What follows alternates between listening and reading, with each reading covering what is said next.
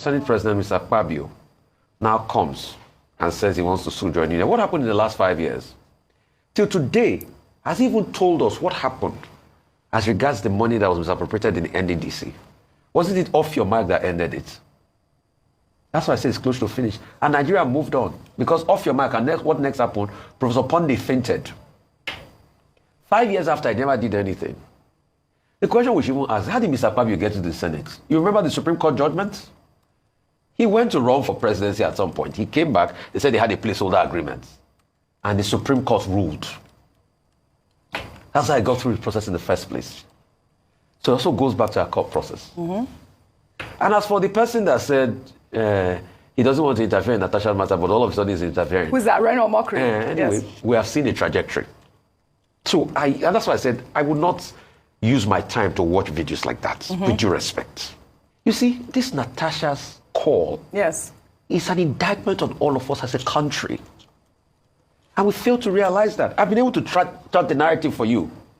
People with all sorts of questionable character get to the top. It's as if it's the criminals that get through the cracks in this country. And that's the system we've built. A woman said she was sexually harassed. Investigate is a problem. Investigate. That's all we are calling for. Investigation. If finish. In a point when Natasha can't prove her point, I will be the one to come on and abuse the hell out of Natasha for wasting her time. If she can't prove her points. Like Voltaire says, I will do everything to make you. I might disagree with you, but I will do everything to make you have your say. Investigate. They tried to prevent her. They quickly suspended her. There's another scandal brewing that I'm hearing. It will come out soon. As regards even the people that signed that attendance. It will come out soon. I hear some senators are already disgruntled. Yes. It will come out soon. All right, still on Then we now had the cases of somebody that was debarred many years ago in New York, even leading the ethics committee, and everything that transpired in that system. Then now to move it further, like I said last week, it's women that will always support the injustice against women. Not always, not always. Some women. And I'm going to prove it to you. Some women. Some women. Yeah, the word is some women. Some women. Because yes, there are some good women. Because we have seen in Nigeria so far, even the top senators, the female senators, but against. we are seeing, we are seeing how women support this injustice against other women because it's easier for them to be used in telling the narrative. All we are saying, we are not saying that Akpabio or Natasha is right or wrong. We are saying please investigate the matter. And that's but all the attempts have tried to sweep the matter under the carpet. So for those that want to sue John Union, please, they should also tell us what happened in the NDDC case. Why was that case swept under the carpet? All right. And probably the courts will also be able to tell us. All right, so we're still on this matter, though.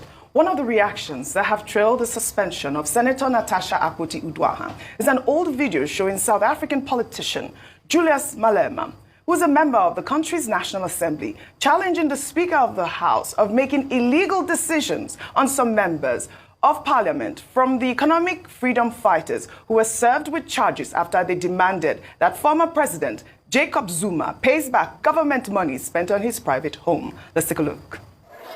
That's all what we're asking. We're not going to take a seat here on issues that are illegal here.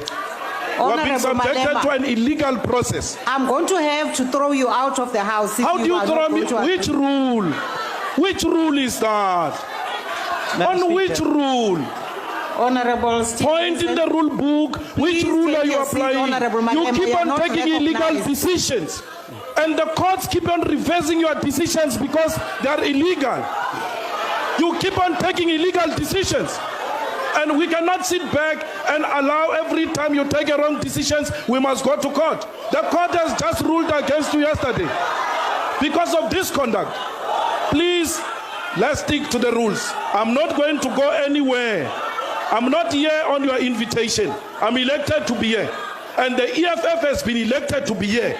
And its questions must be answered by the president. We have a right to hold the executive accountable.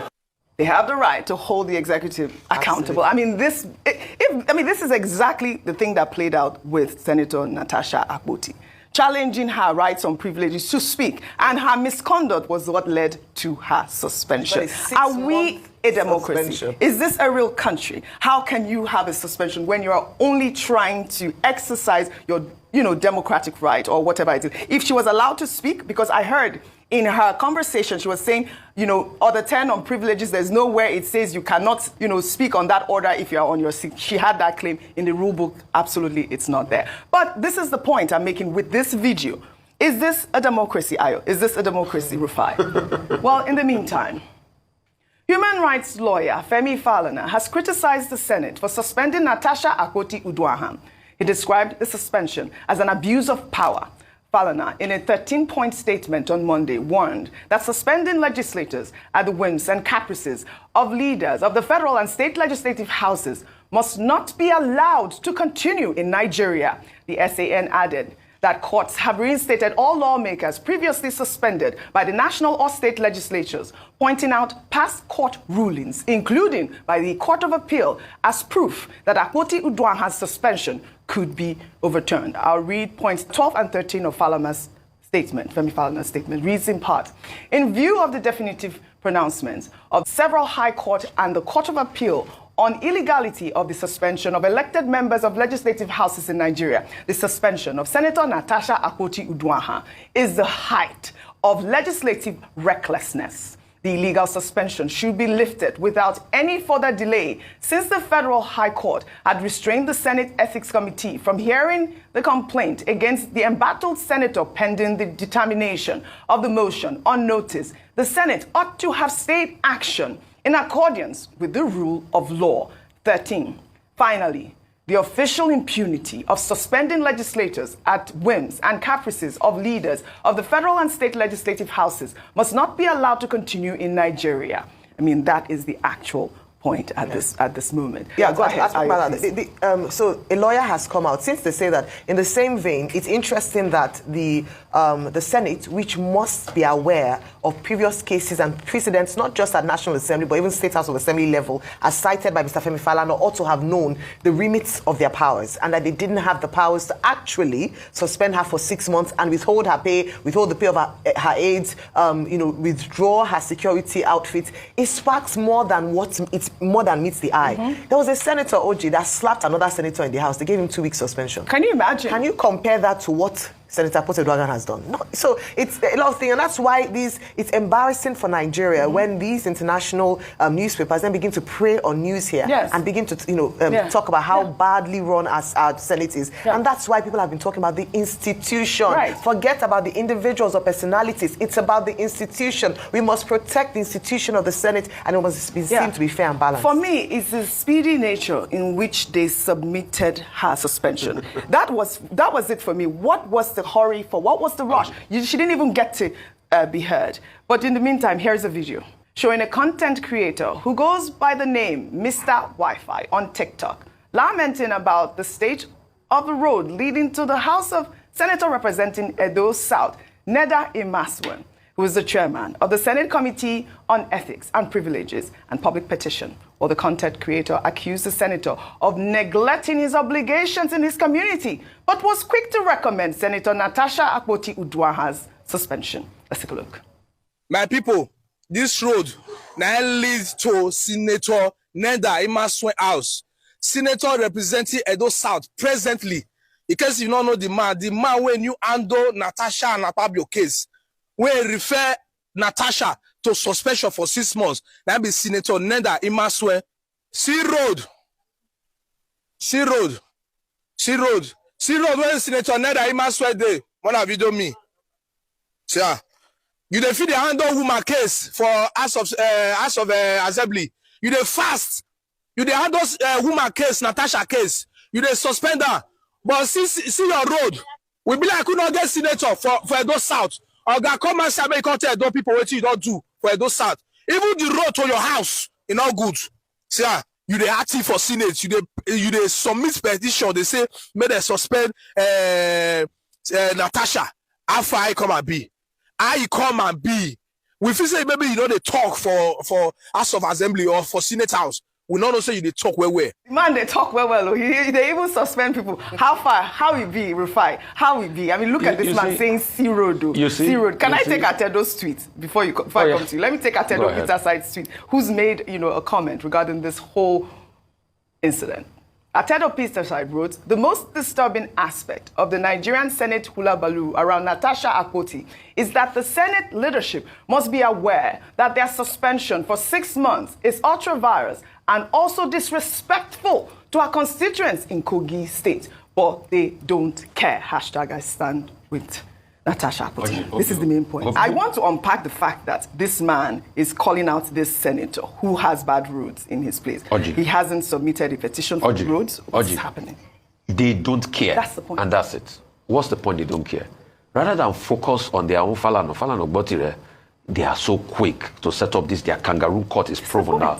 You forget that the chairman of the ethics committee is a lawyer. Anyway, there are stories about him being debarred at some point in New York. And they cleverly push the case forward. A lot of people are looking at that process again and saying, why quickly push the case forward when there's a court order? They confirmed that the court order was served. They violated the court order. You went ahead, you suspended the woman. You didn't just only suspend her, you took away her privileges. Yes. You took away her security.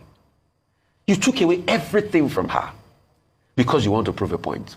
All we are saying on this matter is investigate. Nobody's saying Natasha is right or wrong. But once they hear investigate, their heart starts to do jim. Please, in a case where we find out the truth of this matter, we will be the ones also to come and report it. We are not taking any sides in this. All we just want, there should be an investigation, independent investigation that will get to the root of the matter. But I am not surprised. You know why I'm not surprised? This is the same Senate Oji that added extra 170 billion. I mean, this same National Assembly that added extra 170 billion to their 344 billion in their budgets. And the senator that will say he's going back to do constituency projects, look at the road around his vicinity. I'm not saying he can do it all. So it has shown that these people are disconnected from the people, and that's why I don't see the need for this constituency project.